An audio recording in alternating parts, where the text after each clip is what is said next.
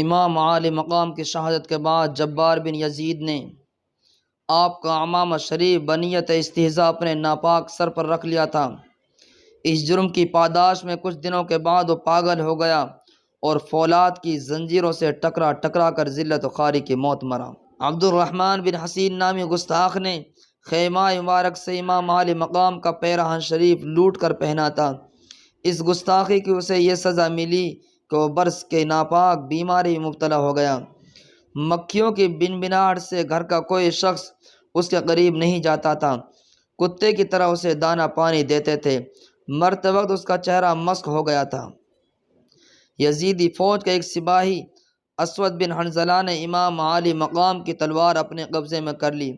اس بے ادبی کی اسے یہ سزا ملی، وہ جذام میں مبتلا ہو گیا، سارا بدن پھوٹ کر بہنے لگا۔ غرض جس نے بھی حرمت رسول کے ساتھ گستاخی کی تھی سب اپنی سزا کو پہنچے۔ مرتے وقت کسی کا منہ سور کی طرح ہو گیا، کوئی پاگل کتے کی مانند بھونکتا پھرتا تھا۔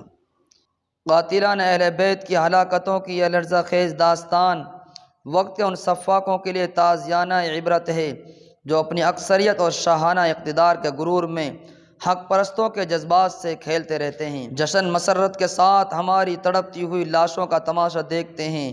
ہمارے آشیانوں سے دھواں اٹھتا ہے تو غمگساری کے بجائے قہقہوں کا پیغام بھیجتے ہیں۔ ہمارے خون کی سرخیوں سے اپنے شراب کے ساغروں کا رنگ ناپتے ہیں۔